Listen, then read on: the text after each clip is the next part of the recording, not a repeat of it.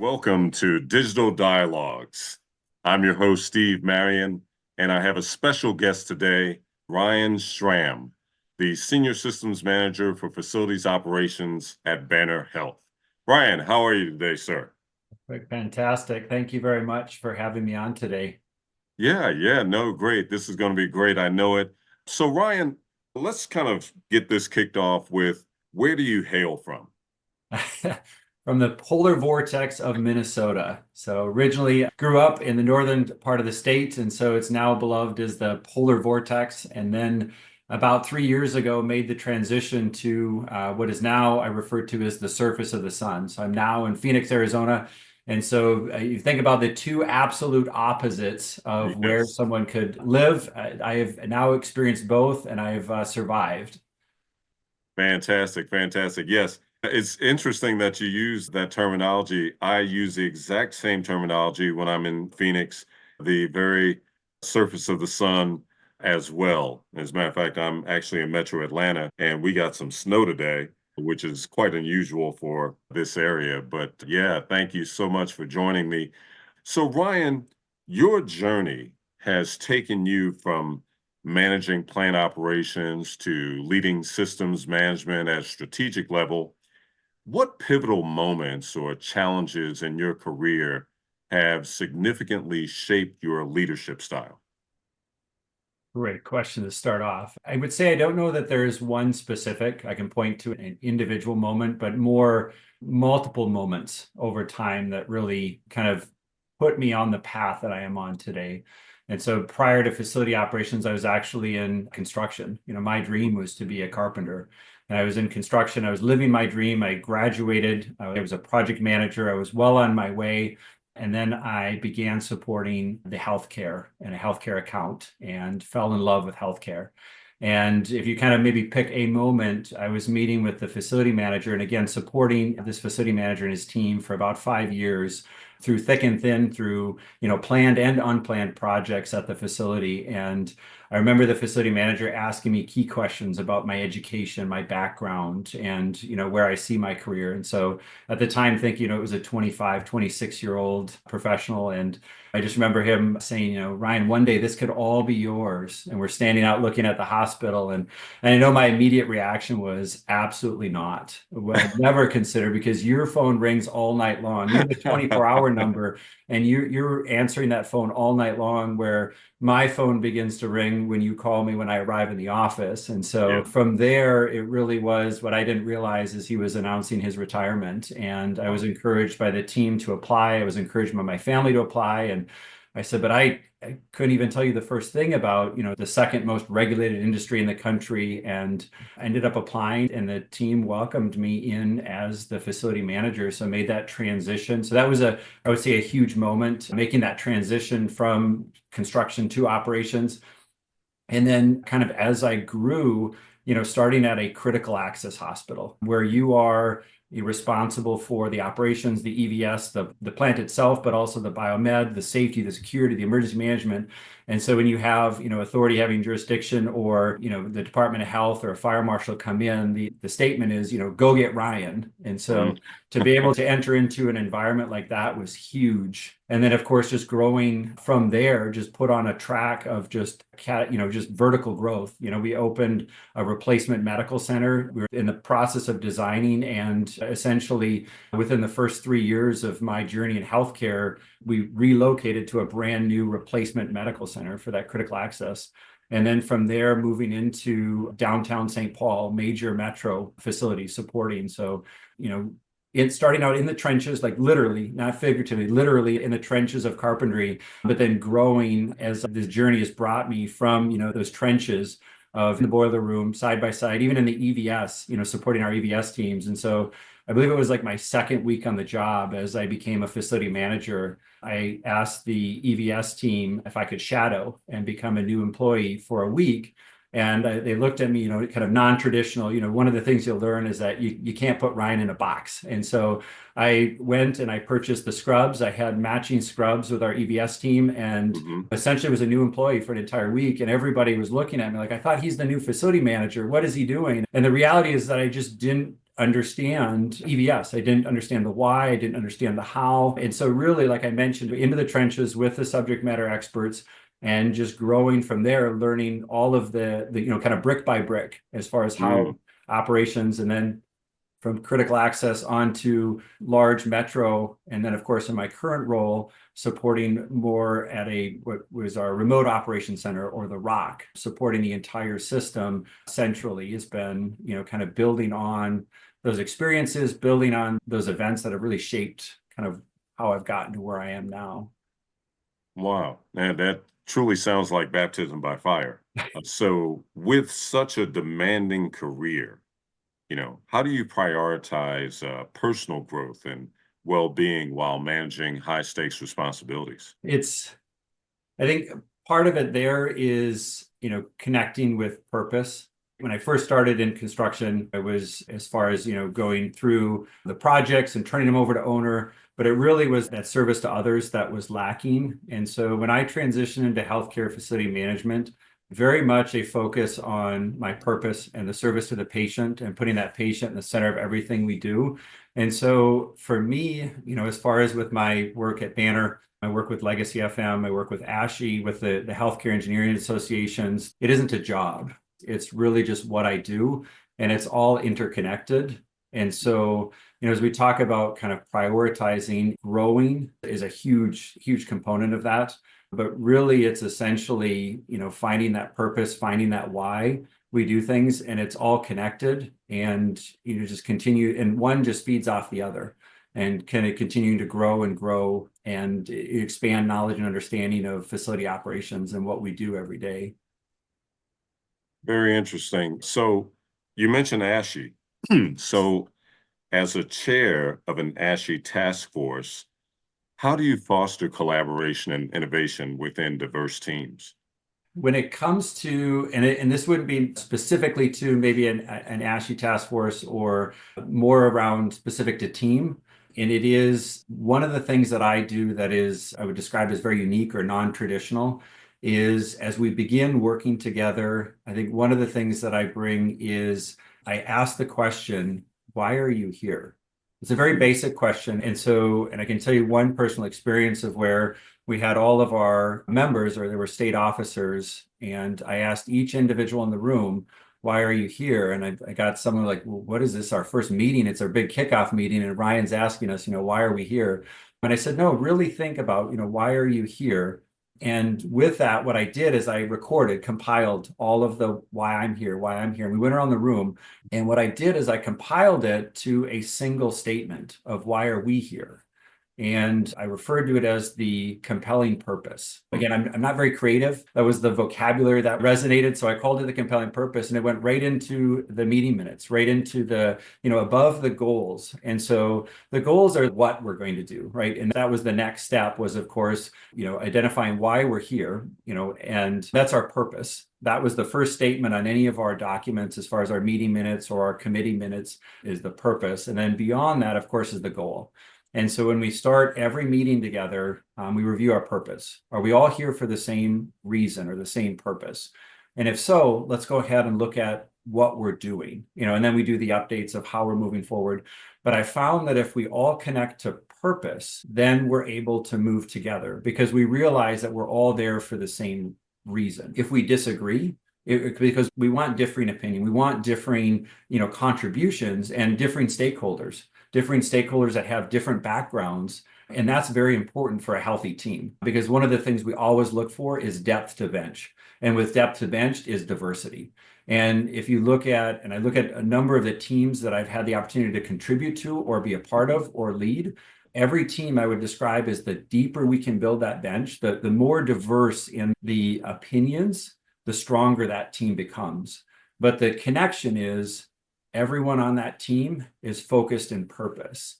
And so I know one project particular just resonates or stands out is, it was around patient room preventative maintenance. So we all, in healthcare, we have our patient rooms, our overnight stay. Those rooms are turn and burn. Those rooms are 24/7. And so as, within facility operations, we need to take that room offline so that we can provide its preventative maintenance, its planned preventative maintenance, to really give it the top to bottom, whether it's from an EVS standpoint, the floor, whether it's from a painting, a plumbing, an HVAC, an electrical, even, with the computers that are in the room, if it's our plan, design, and construction team, if they have any construction related activities.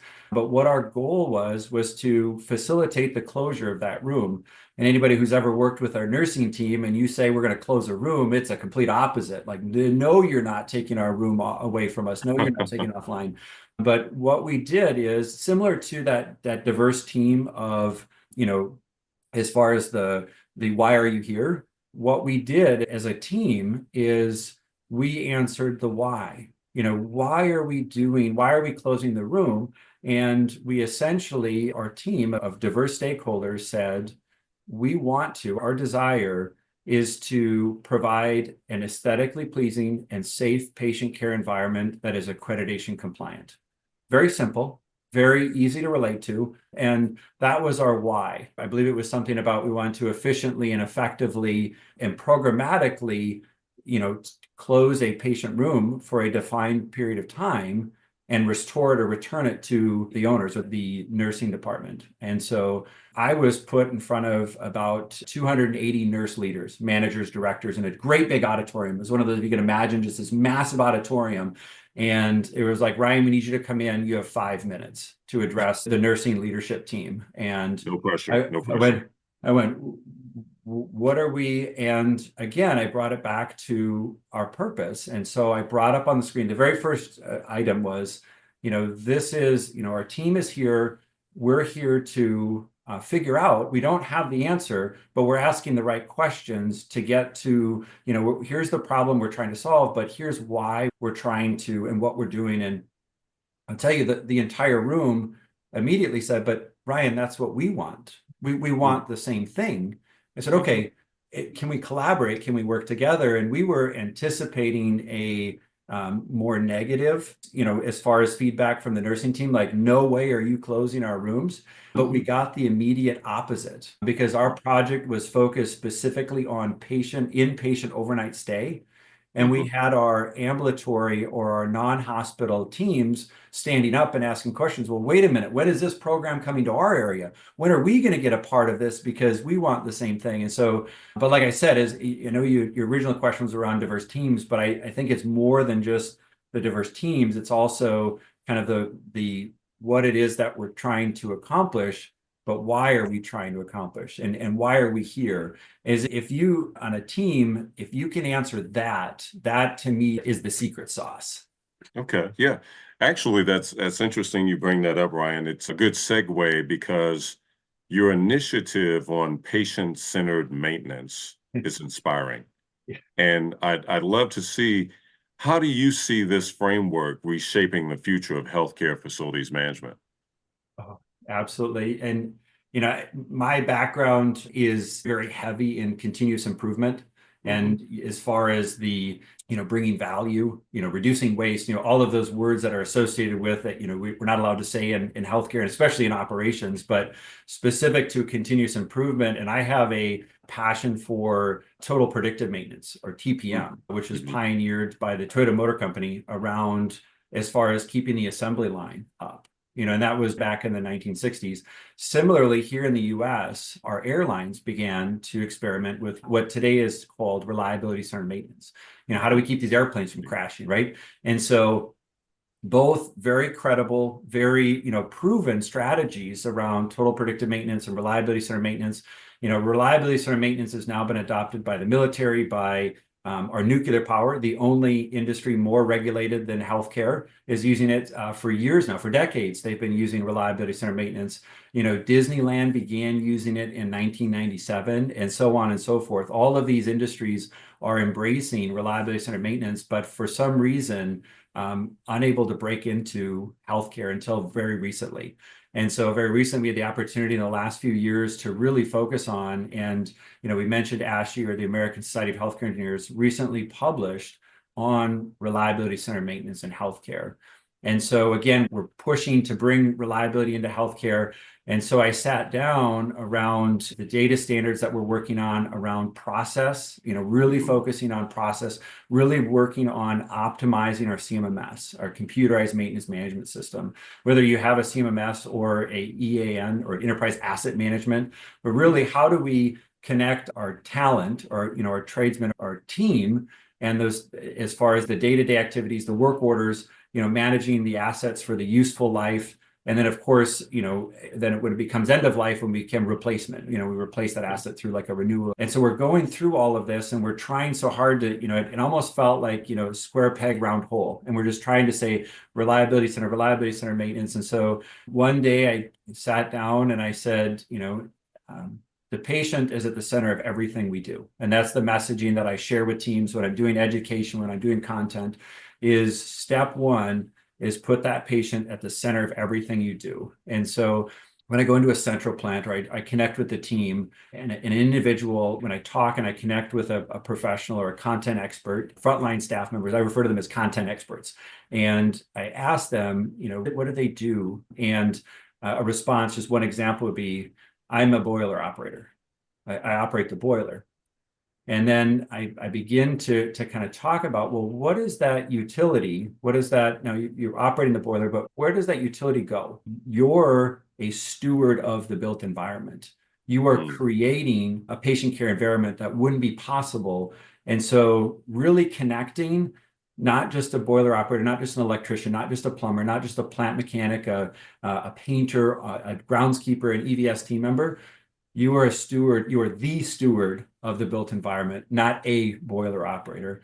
And so when I was sitting down and we're talking about, how do we build this asset management philosophy or asset management program that's embraced in healthcare? And it was just one of those aha moments where I was sitting there, I went, put the patient at the center of everything we do. PCM, patient-centered maintenance. It just made sense to bring it all together in a complete asset risk management strategy and under the umbrella of patient-centered maintenance. Because I just feel that that approach resonates with healthcare. And again, going back to purpose, like I want that strategy. Because I've done a few presentations on reliability-centered maintenance, and I asked, I said, who has a robust asset management program or preventative asset management program? And you have most of the audience members raise their hand. And then the next immediate question is, who experiences failure or catastrophic failure that is seen as a reoccurring? And again, same hands go up. I said, so what are we preventing? Really, what are we preventing if we're doing all this preventative maintenance? But again, as far as, patient-centered maintenance, I just see it as moving healthcare forward and really focusing on risk specifically, but then also, again, focusing why we do what we do every day. And that is that provide an unparalleled patient care experience at the highest value possible. And we are the stewards of the built environment that create that possibility. Okay. Well, speaking of catastrophes, back in 2020, we know the world was shook. Yes.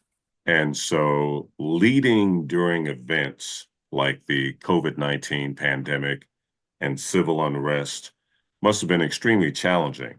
And I would ask, what lessons did you learn about resilience and adaptability during these periods? That was, I would describe for me personally, a perfect storm because it wasn't just the pandemic. I was a new leader at a metro hospital downtown St. Paul, Minnesota, new in leading a team. And so again, not 10 years of trust built and ready to go into an emergency event. So newer to working with the C-suite or the administration team, newer with the counterparts and the key stakeholders. So that was one variable that I had to overcome very quickly.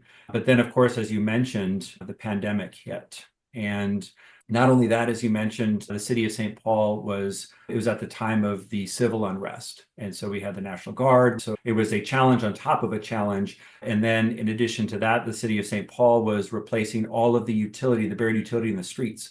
The entire streets were excavated. And so we were rerouting emergency traffic to our hospital while in the middle of a pandemic, while civil unrest is unfolding in our community and around. And so some of the key items I will touch on is specifically around communication, clear and effective communication, both internally with our teams on site, but also external to our organization.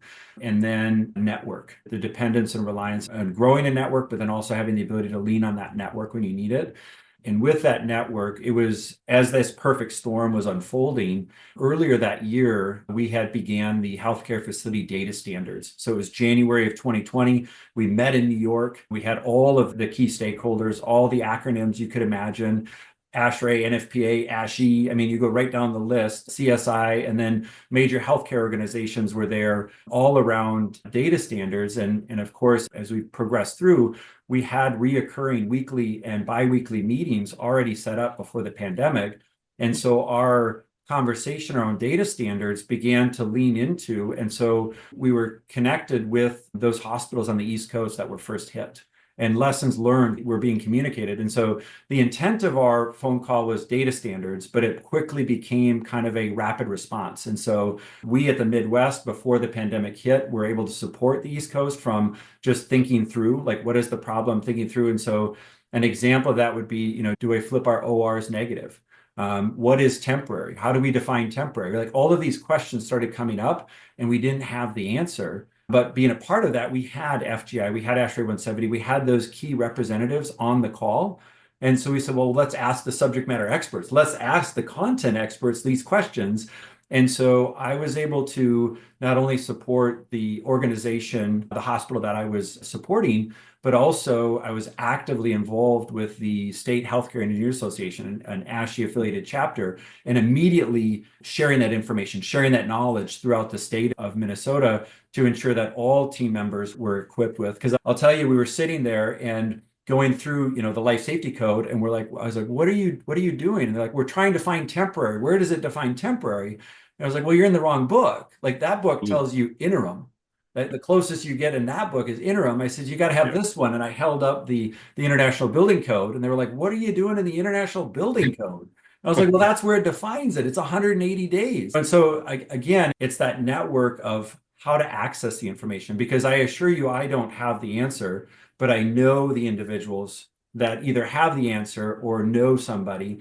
And so as this is unfolding, and it was interesting the way it laid out as far as where the hospital was located that I was supporting. Literally just 2 blocks away, there was a large metro hospital under a different organization right next to each other, right in downtown St. Paul, right neighbors to each other, literally 2 blocks. And I did not know that facility leader, that healthcare facility manager, director at that site. But I'll tell you, we are best friends today. We went through that pandemic together, and we were problem solving and communicating with each other, and we were sharing resources, whether it was negative HEPA fans. And we were sharing same contractors as far as construction workers, electricians, mechanical contractors.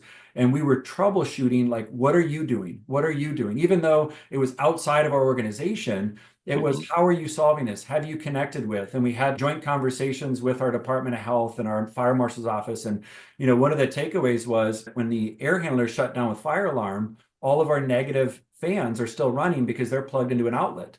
And so it was immediate. One individual was like, well, we considered an ILSM for these fans that are pulling smoke towards the patient room. And again, it was through that think tank, if you want to call it that, as far as working together. But this individual got to the point where we were personal cell phones. We weren't on business cell phone numbers. We were on personal cell phone numbers, and we were communicating literally day and night. And as a healthcare facility manager, you have what I call a 24-hour number. It's a number that rings and you answer 24/7. And one night in particular, it was about 3 a.m. My phone rings. It was the engineer on duty. And it was, Ryan, the building next door is on fire.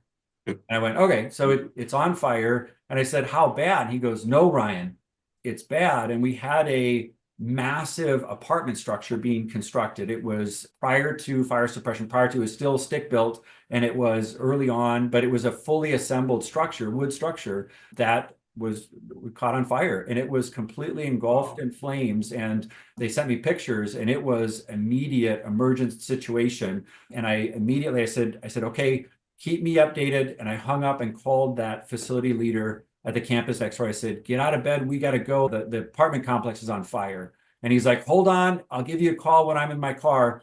and we were talking about wind direction, we're talking about our air handlers, we're talking about bringing the smoke in, and we're communicating. And so it wasn't just solving the problem for our campus, it was we have a neighboring campus, and both of us were driving in, communicating with our teams on site, and then sharing information.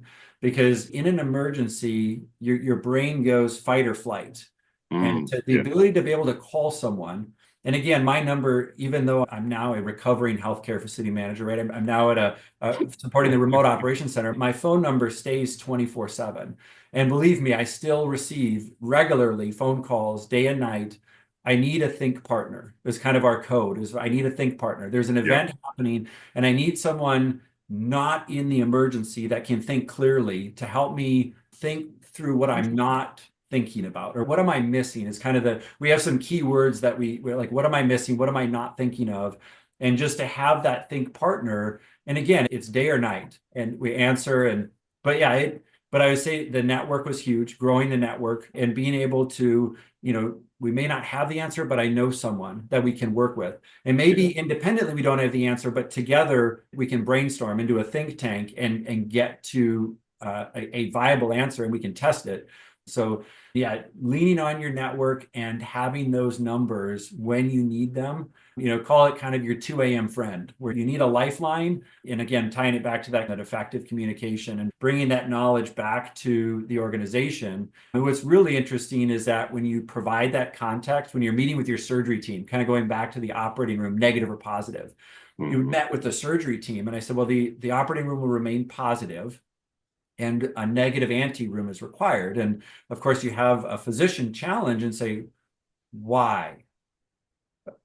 Great question. I really appreciate the question. I said, we've met with, when we mentioned the acronyms around FGI, the Facility Guideline Institute, the ASHI, or the ASHRAE 170, the guideline design intent for our HVAC for our environments.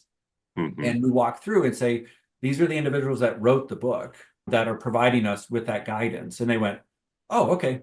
Now all of a sudden you're a credible source, as far as when you can cite those references and cite those to say, it's not mine, it's this think tank of individuals that have come to that together. We agree together. And actually that information was disseminated very quickly, as I mentioned, through the state healthcare organization to say, when you're asked this question, here's kind of the FAQs, right? We had a FAQ list that we would continue to push out. Here are the questions we're being asked, and here's the technical answer, and here's the why we're doing what we're doing. This is the guidance that's being provided. So that's very interesting, Ryan. And I think we can both agree that within any organization, your greatest asset are your human resources. Oh, but hands down. Right. And I Hands know down. that there are times where your industry often struggles with staffing shortages and skill gaps. How can an organization better attract and retain top talent in the facilities management space? Great question. And this is not new. This has been, I can recall my very first, I think it was 2 weeks in as a HFM, healthcare facility manager. It was my second week on the job, and it was the ASHI Region 6 conference, which is the entire Midwest, Northern Midwest conference. And very first experience, I sat down and the keynote came out, and it was an exercise where it was stand up if you have X amount of years of experience. And it was, if you have X amount of experience, if you have 1 year of experience, and I was like, well, they missed me. I got 2 weeks now. I didn't get to stand. And then, it was stand up if you have, X amount of education. It was very interactive as far as what is your level of experience? What is your level of education? What is your certification? Hey, how many, certified healthcare facility managers do we have in the room? And they got to stand and be recognized. How many certified healthcare constructors do we have in the room? And then we got really to where we were driving this conversation was, how many of you, or how long would it take for you to train an individual to do your job? Right? It was really that kind of a context, is how many years? And as I was looking around the room, I had no idea. And so I was learning what does it take to learn healthcare facility management? And the room really read kind of that 5 to 7 year was kind of with the stand up, sit down. I saw that 5 to 7 years for me to learn. This is a facility manager on week 2, and it's like, it's going to take me 5 to 7 years to learn. And then the punchline was, how many are going to be retiring in the next 3 years? How many are going to be retiring in the next 5 years? And we looked around, and this was back in 2012, that even if we started today, every facility leader in that room to begin mentoring and training a replacement, we wouldn't have enough time. We would not be able to replace the talent, replace the knowledge that we have today in healthcare. Now, again, all of that, I call them legends. There are legends or walking libraries or encyclopedias of knowledge have now left the industry. They're no longer with.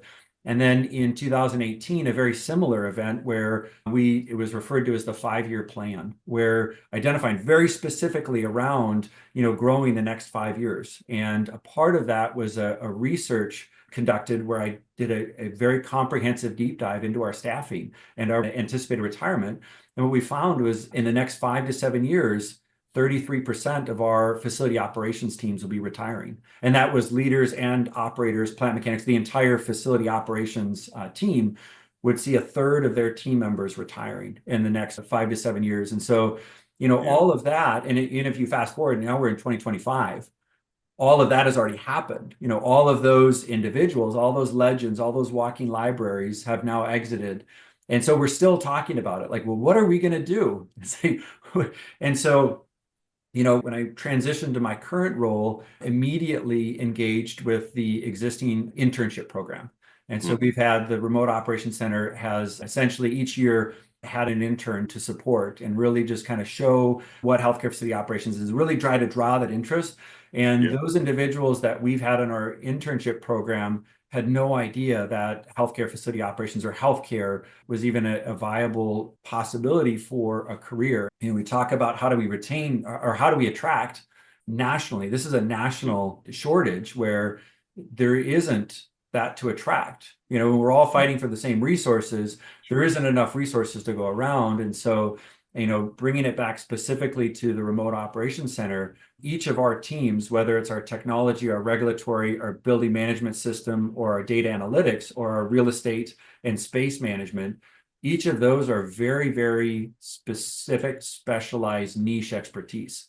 And so just simply attracting is often not an option. It is cultivate and train. It's essentially identify an individual. And that's one recommendation that I give regularly when we present on the Remote Operations Center and the centralization of operations for healthcare is I always give the awareness to say, please know when you do take this journey towards centralizing, you're going to have to cultivate these team members. You're going to have to grow these individuals because they're very few and far between, because we have positions that have now been open for greater than 2 years that we're still attempting to staff because they are very specific, very niche as far as the skill and competency required. So internship's a big thing. And then obviously the training education is huge. My role within Legacy FM and as a subject matter expert is, education is, I bleed education. I love education. Yes. How do we mentor? How do we train? How do we inspire? And it's, of course, those new emerging professionals, as well as, professionals that are maybe considering a secondary career, maybe a transition, because, in healthcare, I mean, it's a phenomenal environment. It's an incredible environment to work in. It's reliable, right? As far as the need for individuals in our industry within facility operations, but in healthcare in general. But then, of course, is really tying to, as far as the environment in which we work in. And I mean more of the culture environment. What is the culture in which, as far as are we empowering our team members? And as I mentioned earlier about our content experts, I'm often asked questions. I'm asked a lot of questions. And often the answer I give is, I don't know. I don't know the answer to, one example was we have mobile technology. Our team supports iPads. Every facility operations team member has a cellular enabled iPad with all of the applications on it. And about 1.5 years ago, the question came up, why aren't our team members utilizing, and we're a Microsoft-based company, why are our teams not utilizing Teams and Outlook on their mobile device? Right. Well, I don't know. I'll go ask. And so I interviewed our frontline content experts, and here it was with the Microsoft Authenticator. Our team members didn't have Authenticator set up. And then I went back and I said, well, I know why we don't have Authenticator set up. And then, of course, the next question, the next layer of why, well, why isn't the Authenticator set up? And I was like, well, I'll go find out. And I went back to the content experts and said, why isn't it set up? Well, we're not sure how to do it. I tried to, and I ran into some challenges. So we now have a weekly 2-hour onboarding for mobile technology. Our team hosts every Tuesday morning at 10 a.m. So we've bridged that. That's awesome. And the last thing I want to do here, Ryan, with you is, I'm like this incredible sports fiend, and I just want to have you share with our viewing audience the story that you mentioned me, because we happened to, prior to the podcast recording here, we were talking about, who's your favorite, baseball team and everything. And you mentioned to me that the local team is the team you root for, which is the Twins when you were growing up. But you told me a story about baseball, so to speak. And I'd like you to share it with our viewing audience here because it was just an amazing story and it was very heartwarming, yet at the same time, very funny. So if you could, please. Absolutely. Yeah. As a Minnesota native, it's our home team. I Yep. always will be cheering for the home team. And we typically go on Dollar Dog Night. I mean, you take the light rail in and we would, of course, the hot dog and beverage would cost, 3 times as much as the ticket to get into the stadium. But it was just to be there, right? I don't necessarily will claim that I follow sports closely, from the comfort of a couch. I don't really follow. My attention span just isn't there for the full game. But if you put me in a stadium at the event, absolutely. Yes. I love experiencing the event. And what's really funny here is my father-in-law grew up in South Chicago. So he's a Sox fan, White Sox fan.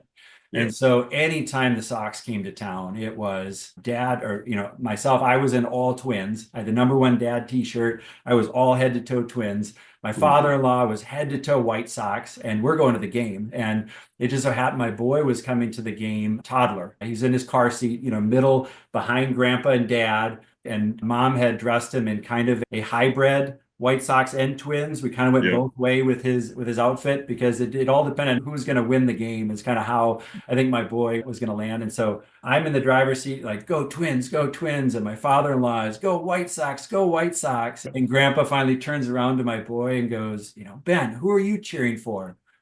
And there was this long pause. And then my boy, he goes, go Tractors.